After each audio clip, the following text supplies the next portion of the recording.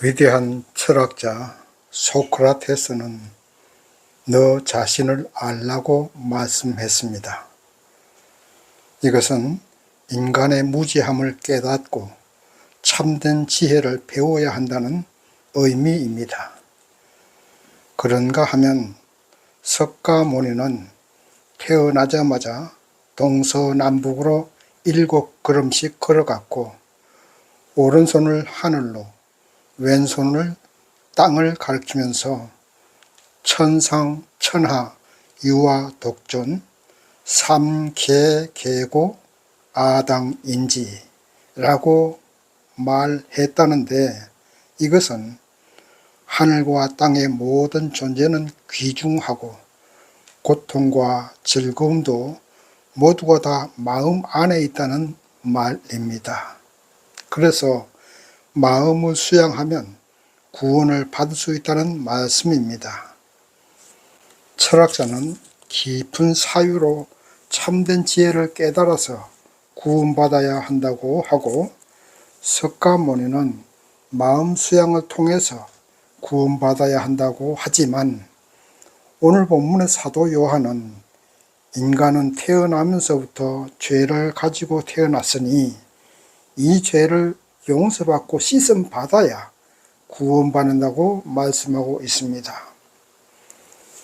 지난주에 공부한 요한일서 2장에서 사도 요한은 자신이 직접 보고 듣고 만진받은 예수를 소개했습니다. 그리고 오늘 본문 요한일서 3장에서는 인간이라는 존재가 어떤 존재이고 어떻게 하여야 참된 구원을 받을 수 있는가에 대해서 말씀하고 있습니다. 오늘 본문을 공부하시면서 우리가 어떠한 존재인지를 다시 한번 깨닫고 참된 구원에 이를 수 있는 방법도 깨닫는 시간이 되기를 소망합니다. 첫 번째, 우리는 하나님의 자녀라는 것을 깨달아야 합니다. 오늘 본문 말씀 요한일서 3장 1절 2절 말씀 보시겠습니다. 보라, 아버지께서 어떠한 사랑을 우리에게 주사 하나님의 자녀라 일컬음을 얻게 하셨는고 우리가 그러하도다. 그러므로 세상이 우리를 알지 못함은 그를 알지 못함이라. 사랑하는 자들아, 우리가 지금은 하나님의 자녀라 장래에 어떻게 될 것은 아직 나타나지 아니하였으나 그가 나타나심이 되면 우리가 그와 같은 줄을 아는 것은 그에 계신 그대로 볼 것을 인함이니. 아멘. 사랑의 하나님은 죄악에 빠져서 죽을 수밖에 없는 인간을 구원하시고자 독생자 예수를 이 땅에 보내셨습니다. 그리고 예수님은 죄에 빠져서 사탄의 자녀가 된 우리 죄를 대신해서 십자가에서 피 흘려 죽으심으로 그 피값으로 우리를 하나님의 자녀로 변화시켜 주셨습니다. 그런데도 세상은 우리 성도들을 하나님의 자녀인 줄도 모르고 또 그것을 인정하려 들지도 않지만 예수님이 이 땅에 재림하시기만 하면 우리는 예수님과 같이 영생을 소유한 하나님의 자녀들이 될 것이라는 말씀입니다. 사도 요한 당시 교회 출석하고 있는 성도들이나 오늘날 교회 출석하고 있는 성도들이나 동일하게 하나님의 자녀가 되었습니다. 하나님의 자녀가 되었다는 것은 이미 우리는 영생을 누리는 신분으로 변화되었다는 것입니다. 그러므로 더 이상 사망이 우리를 얽매지 못합니다. 하늘의 복과 땅의 복도 다 우리 것이 되었습니다. 될 것이다는 미래형이 아니고 되었다는 과거형입니다. 하나님을 믿는 그 순간 하늘의 복과 땅의 복이 다 우리 것이 된 것입니다. 믿으시기 바랍니다. 다만 지금은 예수님이 재림하시기 전이라 세상 사람들과 구별되지 않습니다. 우리의 마음과 우리의 믿음은 영생을 소유한 것으로 확신하지만, 그러나 지금은 세상 사람들과 같이 병들고 아프고 죽습니다. 그러나 예수님이 재림하시고 심판날이 오기만 하면 우리는 부활하고 영생의 하나님의 자녀의 모습으로 변화되는 것입니다. 우리는 이러한 소망과 믿음을 가지고 살아야 합니다. 불교에서 말하는 것처럼 아무리 마음을 수양한다고 해도 우리는 죄로 오염되었기 때문에 구원받을 수가 없습니다. 모르겠습니다. 산속에서 아니면 사찰에서 신도들이 부처님께 바치는 헌금 가지고 먹고 사는 스님들은 그게 가능할 수도 있을지 모르겠습니다. 그러나 사회생활하고 직장생활하고 사업하면서 아무리 마음을 다스려 부처처럼 살려고 해도 그것이 가능합니까? 절대 불가능합니다. 불가능해요. 그래서 결국 사찰에서는 이 땅에서의 복을 위해서 기도하게 하고 절을 하게 합니다. 108배를 하고 3000배를 하고 하는 것이 구원을 위해서 그렇게 하는 것이 아니에요. 이 땅에서 복받게 하기 위해서 108배를 하고 3000배를 하고 그렇게 합니다. 그러나 이 땅에서의 복은 부처님께 기도하지 않아도 열심히 노력하고 행운이 함께하면 얼마든지 부자도 되고 출세도 할 수 있습니다. 그러나 영생의 축복은 예수 그리스도를 통해서만 가능합니다. 예수를 믿고 하나님의 자녀가 될 때만 영생을 얻을 수 있는 것입니다. 그리고 우리는 이와 같은 하나님의 자녀라는 신분으로 변화된 것을 믿으시기 바랍니다. 그러니 우리는 얼마나 복받은 사람들입니까? 철학자들이 말하는 참된 지혜로도 구원받을 수 없습니다. 아는 것과 행함은 다르고 아는 것과 믿는 것도 다릅니다. 하나님을 알기만 하고 믿지 않는 것은 구원에 이르지 못합니다. 알기만 하고 행함이 없는 것도 구원에 이르지 못합니다. 믿는다고 하면서 행함이 없는 것은 구원에 이를 수 없습니다. 하나님의 자녀도 아닙니다. 그러나 우리는 그것을 믿기 때문에 하나님의 자녀입니다. 마귀의 자녀에서 하나님의 자녀로 신분이 변화되었습니다. 사망의 권세에서 영생의 권세를 부여받았습니다. 그렇다면 자연스럽게 하나님의 자녀라는 신분이면 어떻게 살아가야 할 것인가라는 의문이 생기게 됩니다. 사과나무는 사과가 열려야 사과나무입니다. 배나무는 배가 열려야 배나무입니다. 만약 사과가 열리지 않고 가시가 있고 꽃만 핀다면 그것은 사과나무가 아닙니다. 그래서 예수님이 열매 없는 무화과나무를 저주하지 않았습니까? 그래서 우리는 살아가면서 어떤 열매를 맺고 어떤 모양으로 살아가야 할 것인가 하는 두 번째 질문에 이르게 됩니다. 그 해답이 바로 두 번째, 죄를 짓지 말고 살아야 된다는 말씀입니다. 오늘 본문 말씀 요한일서 3장 3절에서 5절까지 보시겠습니다. 주를 향하여 이 소망을 가진 자마다 그의 깨끗하심과 같이 자기를 깨끗하게 하느니라.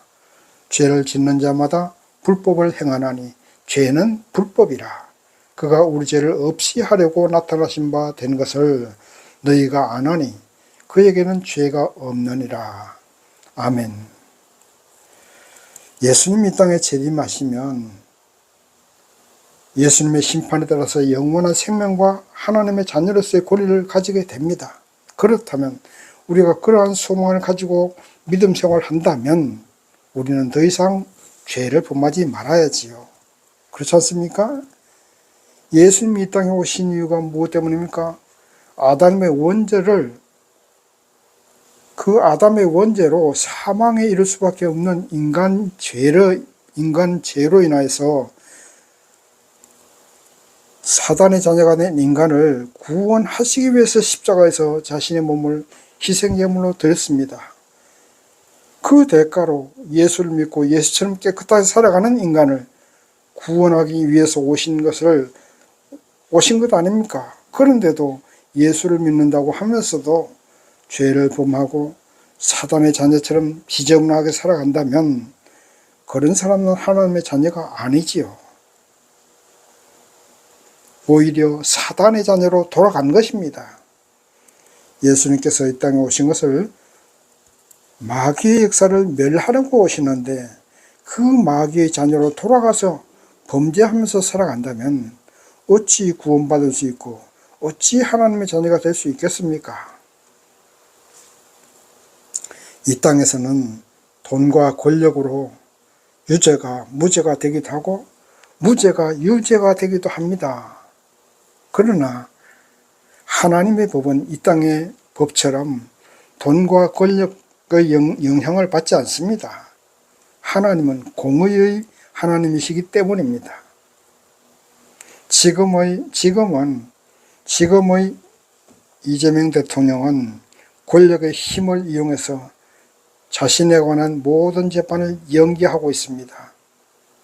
그런데 거기에 대해서 한동훈 씨가 헌법 68조를 들어 그러한 재판 연기의 부당함을 주장합니다. 헌법 84조는 대통령은 내란 또는 외환의 죄를 범한 경우를 제외하고는 재림 중에 형사상의 소출을 받지 않는다.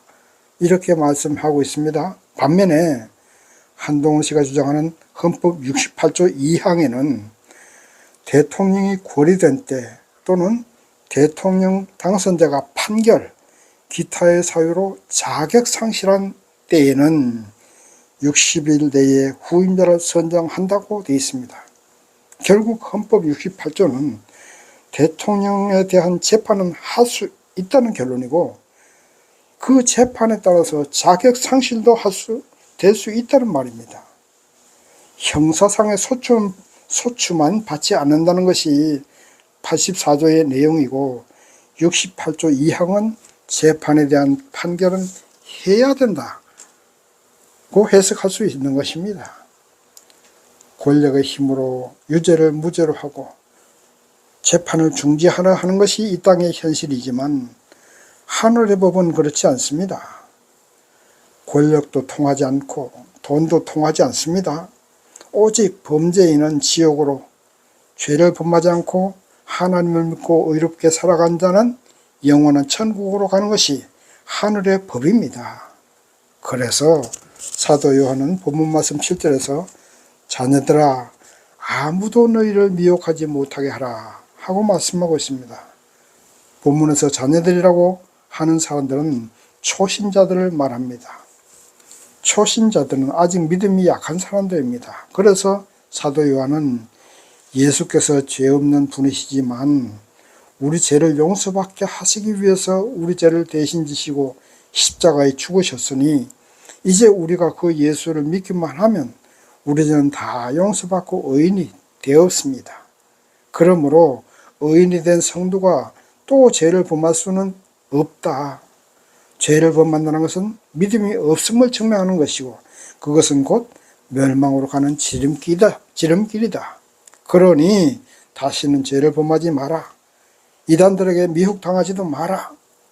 예수님이 참 구주 되시고 그분 안에만 구원이 있는 것이다.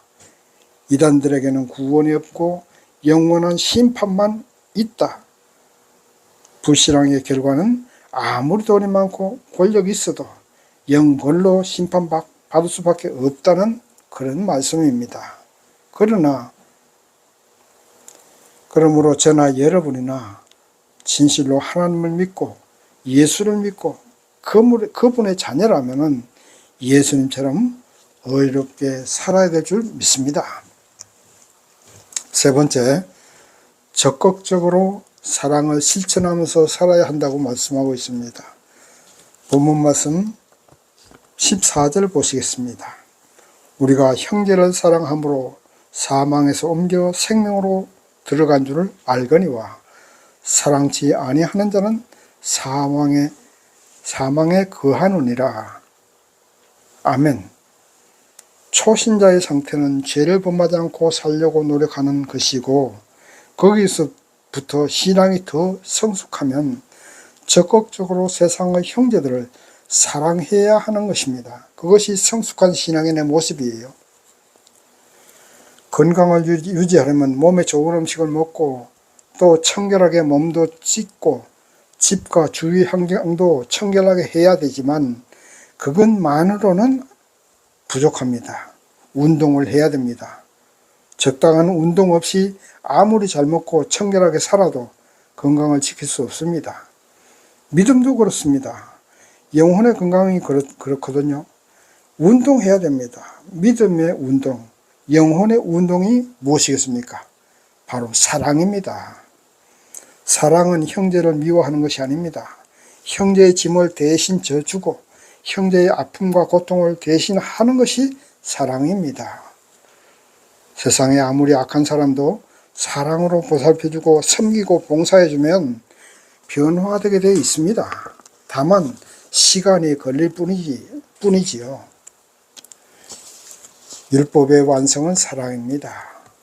하나님 자체도 사랑이십니다. 그래서 예수님은 안식일날 병자를 고쳤습니다. 율법에서는 안식일날 일하면 안 됩니다. 그러나 병자를 치료하는 것이 진정한 사랑이기 때문에 예수님은 안식일날 병자를 고쳤습니다. 그리고 귀신 들려 고통받는 사람도 귀신을 쫓아내 주셨습니다. 이것이 사랑입니다. 그래서 예수님은 안식일날 병자를 고쳤습니다. 모든 계명의 완성이 바로 사랑이기 때문입니다. 하나님을 사랑하고 형제를 사랑해야 됩니다. 성숙한 신앙인은 행동하는 사랑이 있는 신앙인이란 말씀입니다. 세상 사람들은 육신의 정욕과 안목의 정욕 그리고 이생의 자랑을 사랑하고 그것을 위해서 일을 하고 그것을 위해서 살아갑니다. 육신의 정욕은 육신의 쾌락을 말하고 안목의 정욕은 보기에 좋은 것을 가지고자 하는 욕심을 말합니다. 좋은 차 사고 싶고 멋진 아파트에 살고 싶고 비싸고 좋은 옷을 입고 싶어 합니다. 이것이 안목의 정욕입니다. 이생의 자랑은 세상의 낙으로 기뻐하고 즐거워하는 것입니다. 이 땅에서의 권력과 명예 그리고 돈으로 즐거움을 찾고 그것을 누리고자 하는 것이 이생의 자랑입니다. 이와 같이 육신의 정욕, 안목의 정욕, 이생의 자랑이 세상 사람들이 추구하는 가치이고 세상은 이런 것들 때문에 움직이고 있습니다.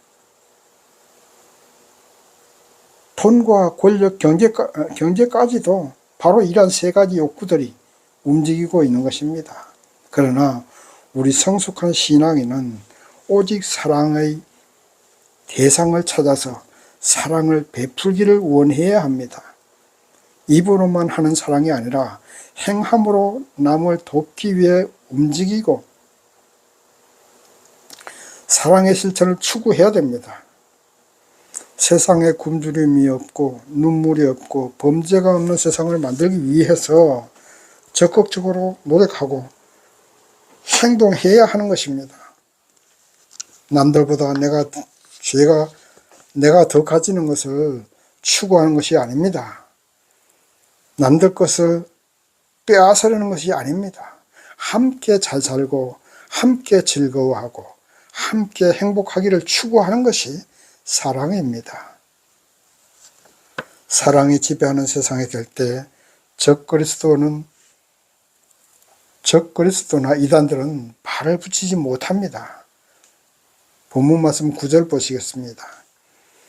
하나님께로서 난 자마다 죄를 짓지 아니하나니 이는 하나님의 씨가 그의 속에 거하며 저도 범죄치 못하는 것은 하나님께로서 났음이라. 아멘.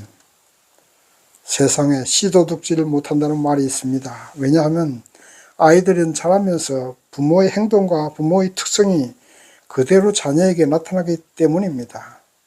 만약 아무리 보아도 아이가 부모를 닮지 않았다면 유전자 검사를 해보면 바로 그 결과 친자인지 아닌지가 알 수 있는 것입니다. 그것처럼 우리가 하나님의 자녀가 되었으면 예수님이 죄가 없고 의롭게 사신 것처럼, 그리고 사랑으로 병자를 고치고 귀신을 쫓아내고 사랑으로 십자가를 지신 것처럼 하나님의 씨가 우리 마음속에 있고 예수님의 십자가의 피가 우리 마음속에 뿌려졌다면 우리도 이웃을 사랑하고 이웃을 위해서 십자가를 지는 사랑을 행사하게 돼 있습니다. 이런 사랑이 있을 때 우리가 하나님의 자녀라는 것이 증명이 되고 이단들은 발을 붙이지 못하는 것입니다.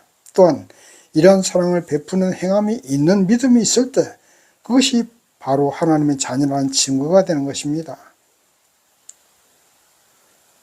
그렇게 사랑을 베풀 때 우리의 믿음도 더 성장하고 영혼도 건강한 영혼이 된다는 사실을 믿으시기 바랍니다. 육신의 정욕, 안목의 정욕, 이성의 자랑을 추구하며 살아간다면 가인처럼 동생을 죽일 수도 있고 다른 범죄를 할 수밖에 없습니다. 왜냐하면 그 마음에 사단의 씨가 있고 사단의 피가 뿌려졌기 때문입니다. 우리가 의식을 하지 못할 뿐 우리가 살아가는 것은 끊임없는 씨뿌림의 연속입니다. 우리가 하는 말 한마디가 축복의 씨앗이 될 수도 있고 저주의 씨앗이 될 수도 있습니다. 우리가 베푸는 작은 도움이 씨앗이 되어서 놀라운 큰 축복으로 나에게 돌아올 수도 있습니다. 이웃을 돕는 것도 습관이고 고운 말을 하는 것도 습관입니다. 그런데 언제부터인지 정치인들부터 상소리를 많이 해서 그런지 요즘 아이들은 너무 욕을 많이 하고 살아가요. 그냥 욕을 대화로 삼아요. 그래서 사회가 점점 더 악해지고 파괴적으로 변해갑니다. 이웃을 위해서 베푸는 작은 도움, 불우이웃 돕기 섬금 내는 것, 하나님께 헌금 드리는 것, 이 모든 것이 씨앗입니다. 절대 손해보는 것이 아니에요. 가장 이율이 높은 것이 사랑을 베푸는 것입니다. 그 사랑을 베푸는 것으로 인하여서 후일에 나에게 더 큰 축복이 돌아오게 되고 우리 후손들에게도 복이 돌아오게 되는 겁니다. 믿으시기 바랍니다. 은행 이율보다 100배 더 많은 이율이 돼서 돌아올 것입니다. 이제 말씀을 정리합니다. 우리는 하나님의 자녀라는 사실을 잊지 마시기 바랍니다. 그렇다면 하나님의 씨가 우리 마음속에 있고 그리스도의 사랑의 피가 우리의 행동을 지배해야 합니다. 육신의 정욕, 안목의 정욕, 이성의 자랑을 추구하다가 사단의 자녀가 되지 말고 사랑을 베풀고 할 수만 있다면 십자가를 지고 또 손해보고 사는 인생을 살아간다면 그것이 후일에 높은 이자가 되어서 축복의 열매를 수확할 수 있는 것입니다. 그리고 더 나아가서 영원한 구원을 받을 수 있다는 사실을 믿으시고 사단의 괴계와 이단의 유혹을 다 이겨내시는 저와 여러분 되시기를 주님의 이름으로 축원합니다. 아멘.